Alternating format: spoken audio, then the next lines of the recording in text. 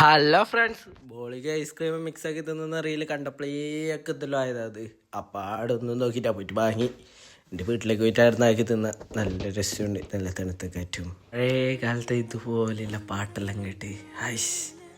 അപ്പോൾ പാട്ടുണ്ടായിട്ട് അതുകൊണ്ട് ഞാൻ എന്നെ പാടി. ഇതാണ് നമ്മളെ നാട്ടിൽ വന്ന പുതിയ പെട്രോൾ പമ്പ്.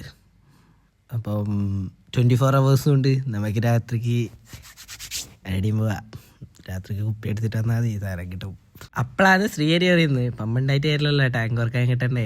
കുറേ കളിച്ച് ലാസ്റ്റ് ഞാനും ഒന്ന് തിരുമ്പി നോക്കി. ലാസ്റ്റ് കിട്ടിയിട്ടാ എൻ്റെ പെട്രോൾ അടിച്ചിട്ട് വീട്ടിലെത്തി.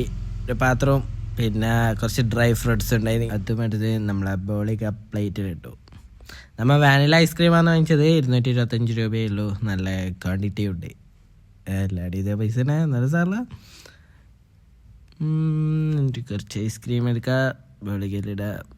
എങ്ങനെ ഉണ്ടാവും ടേസ്റ്റ് തോന്നില്ല, എന്നാലും ട്രൈ ചെയ്ത് നോക്കാം. റീലിൻ്റെ പ്രശ്നം ഇതാണ്, കണ്ടു കഴിഞ്ഞാൽ തിന്നാണ്ട് ഇരിക്കാനും കഴിയില്ല. അങ്ങനത്തെ വർണ്ണനയായിരിക്കും ഓരോരുത്തർ. ഒരു ചായ അതേ വൈബിൽ കുടിക്കാൻ വേണ്ടിയിട്ട് ഞാൻ കൂർക്ക് പോയിട്ടുണ്ട് ഗൈസ്, അറിയോ. അതേപോലെ തന്നെ മസാല ദോശ തിന്നാൻ വേണ്ടി തഞ്ചാവൂർ പോയത്.